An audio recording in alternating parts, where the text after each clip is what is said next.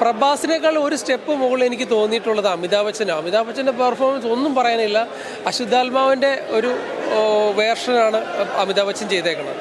അപ്പോൾ ടോട്ടലി പറയുകയാണെങ്കിൽ must watch theatre experience item തന്നെയാണ്. കാരണം അതിനുള്ള ഐറ്റം ഉണ്ട് സെക്കൻഡ് ഹാഫിൽ. പടം സെക്കൻഡ് പാർട്ടും വരുന്നുണ്ട്. അപ്പോൾ കമൽഹാസനാണ് അതിൻ്റെ ഒരു പോർഷനിലോട്ട് ഇനി വരാൻ പോകുന്നത്. അപ്പോൾ എല്ലാ രീതിയിലും വെയിറ്റിംഗ് ആണ്. ഇന്ത്യയിലെ ഒരു അവഞ്ചേഴ്സ്, അതാണ് എനിക്ക് ഫൈനലി പറയാനുള്ളത്. സൂപ്പർ. ഉണ്ട്. കമൽഹാസൻ്റെ ഒരു ഇത് ലാസ്റ്റ് വെച്ചിട്ടാ പോണേ. അപ്പോൾ അടിപൊളി. അതെ. നായകൻ്റെ കൂടെ തന്നെ ഇത്രയും എക്സ്പീരിയൻസ് ഉള്ള അമിതാഭ് ബച്ചൻ്റെ സ്ക്രീൻ പ്രസൻസ് അപാരമാണ്. അമിതാഭ് ബച്ചൻ ഈ സിനിമയിൽ സാധാരണയിലും കുറച്ചുകൂടെ ഹൈറ്റ് കൂടിയ ഒരു കഥാപാത്രമായിട്ടാണ്. അത് സിനിമയിൽ പുള്ളിയുടെ റോൾ എന്താണെന്ന് ഞാൻ വെളിപ്പെടുത്തുന്നില്ല, കൂടുതൽ പേര് പറയണ്ട, ഞാനത് പറയാൻ ആഗ്രഹിക്കുന്നില്ല. പുള്ളി ഒരു പുരാണ കഥാപാത്രം, ഒരു മരണമില്ലാത്ത ഒരു ചിരഞ്ജീവിയായിട്ടുള്ള കഥാപാത്രമാണ് വന്നത്. ആ സിനിമയിൽ ഈ റോളിൽ നമുക്ക് അമിതാഭ് ബച്ചനല്ലാതെ വേറൊരാളെ കാസ്റ്റ് ചെയ്യാൻ പറ്റില്ല. കാരണം ഇത്രയും കാലമായി ഇന്ത്യൻ സിനിമയിൽ അമരത്ത് ഈ ഒരു സൂപ്പർ സ്റ്റാർ പദവിയിൽ നിൽക്കുന്ന ഒരു ചില്ലറ കാര്യമല്ല.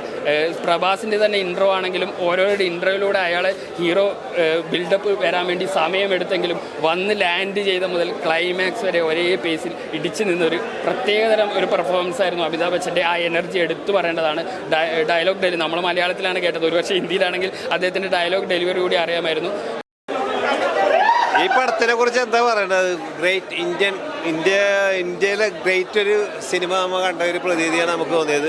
ഇതിൽ ഒരുപാട് ആക്ടേഴ്സിൻ്റെ പേര് പറഞ്ഞാൽ പ്രത്യേകിച്ച് നമുക്ക് എടുത്തു പറയേണ്ടത് ഇന്ത്യൻ ബിഗ് ബി എന്ന് പറയുന്ന നമ്മുടെ അമിതാഭ് ബച്ചൻ, പിന്നെ ചെറുപ്പം മുതൽ അഭിനയിച്ച് പരിശീലിച്ച് വന്ന കമൽഹാസൻ എന്നൊരു അത്യുഗ്ര പ്രതിഭാവം, പിന്നെ പ്രഭാസ് നമ്മൾ പിന്നെ ബാഹുബലിയിലൊക്കെ കണ്ട ഇതാണെങ്കിലും, പിന്നെ ശോഭന മാം ഒരുപാട് വർഷങ്ങളായിട്ട് മലയാളികളുടെ ഒരു മലയാള തനിമയുള്ളൊരു അവർക്കൊക്കെ ഒരുപാട് പ്രസൻസ് ഇതിൻ്റെ അകത്ത് ചെയ്യാൻ വേണ്ടി പറ്റുന്നുണ്ട്.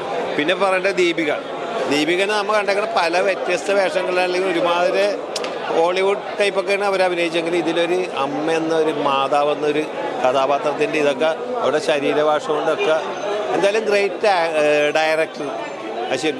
പിന്നെ നമ്മുടെ മലയാളികളുടെ പ്രിയ ഒരു താരം ബെന്നി പി നായരമ്പലത്തിൻ്റെ മകള് അന്നാബൻ നന്നായിട്ട് അഭിനയിച്ചിട്ടുണ്ട്. എന്തായാലും super hit cinema. Kamal Haasan, big B, Prabhas, Deepika Padukone എല്ലാവർക്കും ഈക്വൽ ഇമ്പോർട്ടൻസ്. അല്ലാണ്ട് ഒരാളുടെ വൺ മാൻ ഷോ അങ്ങനെയൊന്നുമില്ല. ഈക്വൽ ഇമ്പോർട്ടൻസ് കൊടുക്കണം. Truly movie is just EPIC.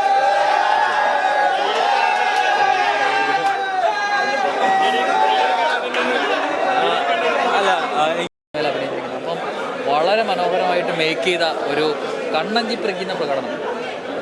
ഒരു ചെറിയ വേഷം ചെയ്തിട്ടുണ്ട്. തീർച്ചയായിട്ടും എല്ലാത്തരം പ്രേക്ഷകർക്കും ഇഷ്ടപ്പെടുന്ന രീതിയിലാണ് ഇതിൻ്റെ അണിയറ പ്രവർത്തകർ ഈ ഒരു ചിത്രം അണിയിച്ചൊരുക്കുന്നത്. ഇതിൻ്റെ സെക്കൻഡ് പാർട്ടിനായിട്ട് വെയിറ്റ് ചെയ്യുന്നു. നല്ലൊരു ചിത്രം. ഇതൊന്നും ഹിന്ദിയിലെ തെലുങ്കാണ്ട കുറച്ച് കിട്ടും. മലയാളം ഡബ്ബിങ് കുഴപ്പമില്ല, ബട്ട് എവിടേക്കോ ഒരു മിസ്സിങ് ഡയലോഗ് വരുമ്പോൾ ചെറിയ നമുക്കൊരു ക്രിഞ്ച് പോലെ ഫീൽ ചെയ്യും. ഫസ്റ്റ് ഹാഫ് കുറച്ച് ചെറിയൊരു ലാഗ് ഉണ്ടായിരുന്നു വേൾഡ് ബിൽഡിംഗ് ആയതുകൊണ്ട്. ബട്ട് മൂവി ആസ് നോക്കുകയാണെങ്കിൽ ടോപ്പ് നോച്ചാണ്. 600 കോടി വർത്ത് എവറി പെനിയാണ്. കാരണം അവരെടുത്തു വെച്ചാണ് ഇതൊരു എന്തായാലും സെക്കൻഡ് പാർട്ട് ഉണ്ടാവും. സോ കട്ട വെയിറ്റിംഗ് ആണ്. ഇന്ത്യൻ സിനിമ ഇതുപോലെ ഒരു മേക്കിംഗ് ഞാൻ കണ്ടിട്ടില്ല. അത്രയും തകർപ്പൊരു ആ ലെവലിൽ തന്നെ അവർ ഇന്റർവ്യൂവിൽ കഴിഞ്ഞാൽ അവസാനം കമൽഹാസൻ്റെ ഒരു പെർഫോമൻസ് ഉണ്ട്. ഒന്നും പറയാതെ പറഞ്ഞല്ലോ, അമിതാഭ് ബച്ചൻ മുതൽ ദുൽഖർ വരെ എല്ലാവരും പടത്തിലുണ്ട്. കലക്കി തൂത്തുവാരി എന്നും പറയുന്നത്.